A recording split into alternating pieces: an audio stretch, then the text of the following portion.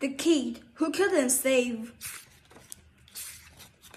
Mike McCarthy spent money as quickly as ice cream melted in July, as quickly as Monday morning followed on the heels of a Friday night. No matter how much money he started with, he had a hard time holding on to it for more than a few days. Money bursts a hole in your pocket, Mike's mom liked to say. A penny saved is a penny earned, Mike's dad liked to say even more. Mike hated that saying. He objected to it each time. Technically, that's incorrect, he told his dad. Earning a penny is not the same thing as saving a penny. Well, it was the same amount, said his dad. 1 cent, said Mike. You can't buy anything with 1 cent anyway. His little sister had no trouble saving money, despite the fact that her allowance was half of his. Somehow, Esther had a saving account. Somehow, he had since kindergarten. Mike never had enough money to open one. That wasn't all, though. One May afternoon, Mike discovered that Esther had so much money in her saving accounts. She earned interest every month. Okay, so every savings account earns interest, but this wasn't 3 or 4 cents a month. This was enough interest to buy herself a candy bar every month. That was 12 candy bars a year. Courtesy of Great Plains Bank. More like Great Plains, Mike grumbled. The really disgusting part was that although she could buy herself a candy bar each month, courtesy of Great Plains, Esther didn't. Oh no. I don't get it, Mike said. It's like Great Plains is paying you to eat candy bars. Why wouldn't you do that? It's like an offer you can't refuse. After smelled sweetly sweeter still because her 2 front teeth were missing. I like to let the interest confound, she said. I think you mean compound, said Mac.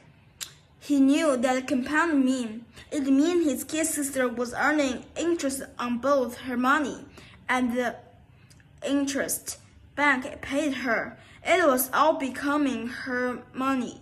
She was like a little sweetly smelling money machine, like a walking ATM with no missing front teeth. None of this would have mattered so much if Mike's friend Derek hadn't recently gotten a spigot. The kids had seen in the dark spaces and the super ears, whatever those were, and much, much more. Mike wanted one too. He might have asked for one of his 8th birthday. His parents might have gotten him one then. Fortunately, he didn't know spy his kids excited until a week after his birthday. By that time, the best he could do was carol his unspent birthday money, $25 from his grandparents. The spy kit cost 3 times that. His parent told him to save the $25 and keep saving his allowance too. By Halloween, 5 months from now, he'd have the other $50 to buy the spy kit. Of course, saving was easier said than done for Mike.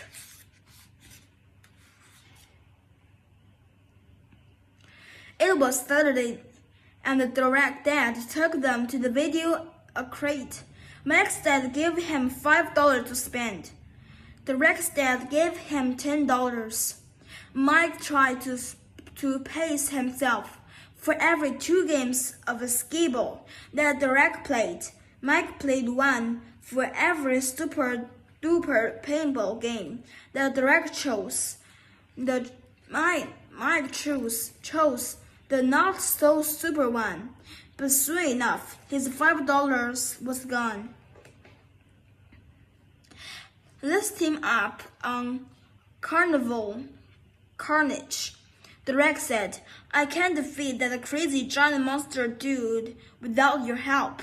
Okay, said Mike, but you have to pay my half. Derek narrowed his eyes in suspicion. Didn't you get some birthday money? He asked. Mike nodded. Don't tell me, Derek said. You're trying to save it.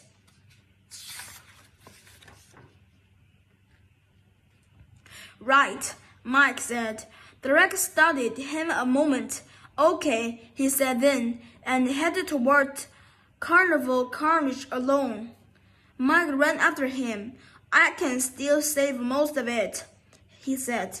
So Mike borrowed $2 from Derek. He still had $23 left. The next day, Mike's family went to Jump and Bump. Mike's parents bought both kids the regular 2-hour pass.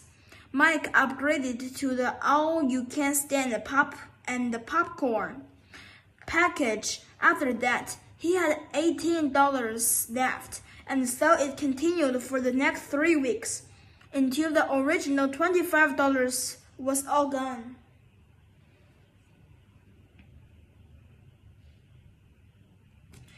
By that time, Derek had grown tired of his spy kit.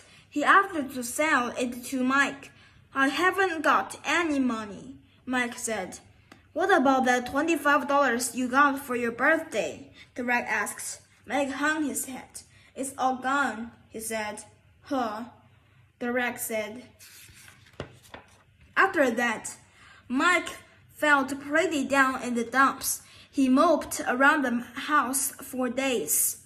Then one afternoon, Esther came home with Mike's favorite candy bar, Jumbo Sides. She unwrapped it in front of him. Now, Mike knew all about sisters. He'd heard stories. Heck, he'd been his friend's sister in action. When most sisters sat down in front of you and unwrapped a jumbo-sized candy bar of your favorite variety, they weren't sharing. They were practicing kind mental torture. Esther wasn't like other sisters, though. She'd unwrapped the jumbo bar and broke off jumbo chunk, which she handed over to Mike. Thought, this might cheer you up, she said.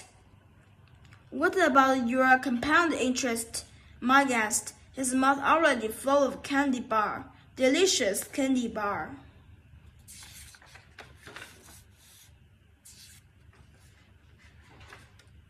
This is Tooth's favorite money, Esther said. I like to save my saving. I wish I could like doing that, Mike said. At this rate, I'll never get the spy kit. Esther shrugged. Maybe saving's not your thing, she said. Just figure out another way to buy your spy kit. Saving's not my thing, Mike thought.